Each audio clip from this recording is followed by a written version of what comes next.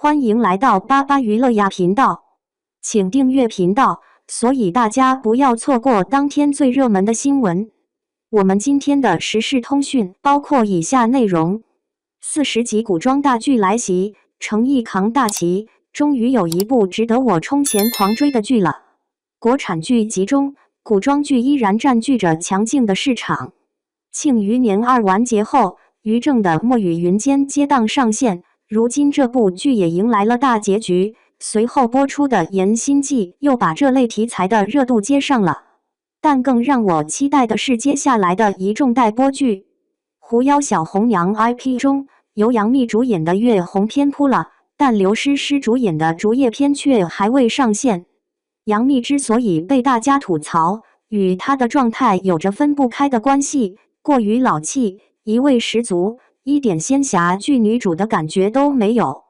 但刘诗诗的气质却显得格外清冷。虽然看起来没那么年轻，但不至于浑身上下散发着仪感，面部肌肉紧实，视觉上还是带着几分少女感的。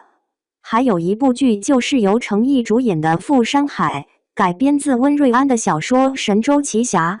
虽然今年是金庸诞辰100周年，但改编自金庸经典武侠小说的作品不少，拿得出手的却不多，就连金庸武侠世界这种群星云集的都扑得一塌糊涂，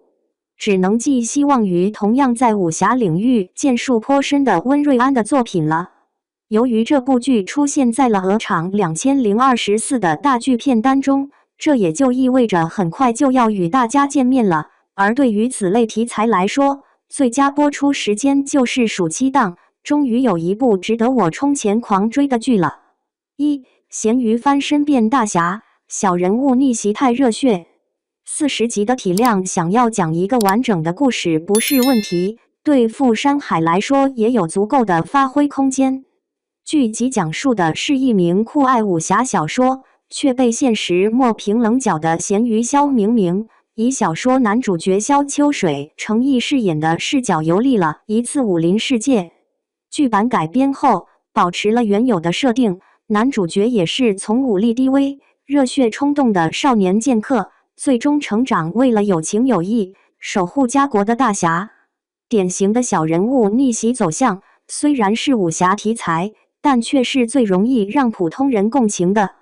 剧作中，萧秋水手执天下英雄令，号召神州英雄豪杰结义，勇斗恶势力。此后，他又带领着江湖儿女们与岳飞联手，抵御金国入侵。从这点就能看得出来，《富山海》并不是一部架空历史的作品，而是与真实的岳飞的故事结合起来。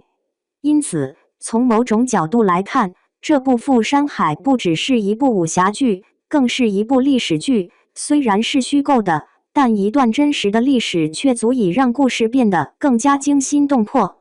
而近几年，古装武侠剧层出不穷，但都存在着一个致命的问题，那就是打戏。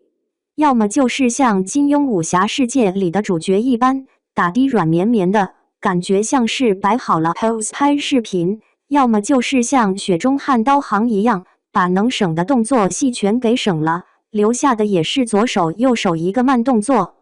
富山海》这部剧同样让人担心问题会出在打戏上，但看了目前剧集放出的预告，虽然不是酣畅淋漓的动作戏片段，但也能够看得出来，主演的动作戏还是很有力道的，显然是经过了系统的训练。对于一部武侠剧来说，动作戏到位了就已经成功了一半，接下来就看演员了。程毅挑大梁，古力娜扎担任女主角。《富山海》这部剧选择由程毅来饰演男主角，我是放心的。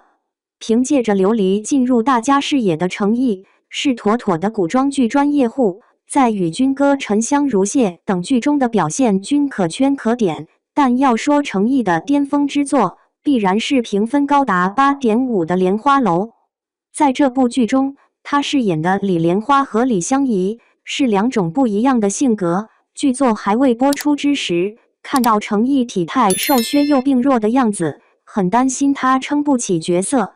但看完剧中的角色人设后才知道，程毅的状态恰恰是为了更好的诠释角色，他的演技也在这部剧中达到了巅峰。《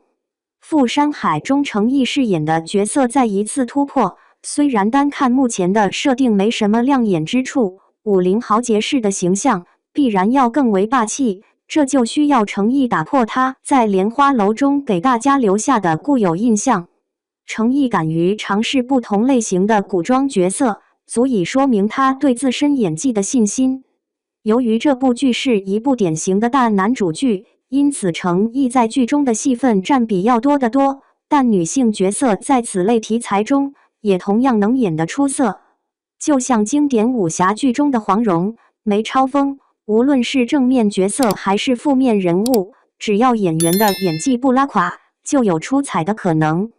在这部《富山海》中，饰演女主角的是古力娜扎，公认的异域美人，颜值辨识度高，古装造型更是堪称一绝。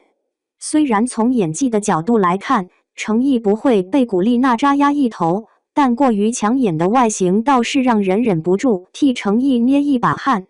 先前出演首部古装剧作时的古力娜扎，仅只是个边缘化的配角，就曾让女主都黯然失色。哪怕《富山海》是一部大男主剧，也难免会让大家的注意力都放在古力娜扎的美貌上。从整体的选角来看，女配角中还有陈钰琪、刘梦瑞、丁孝莹等女演员，个个都是高颜值，且知名度相对较高。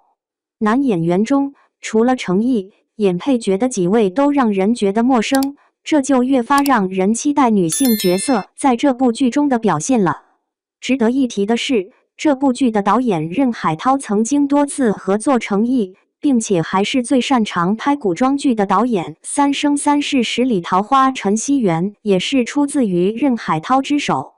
而编剧刘芳也与程毅合作过数次《莲花楼琉璃》，包括刚刚完结的《玫瑰的故事》，实力不容小觑。演员阵容或许能够决定作品的热度，但要看质量，还得是主创团队。从整体的配置来看，《富山海》的确是待播古装剧中最值得期待的一部。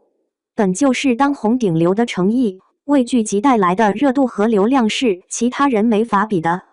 而这部剧过后，程毅的事业也能再上一层楼，起码古装剧完全可以成为他的统治区了。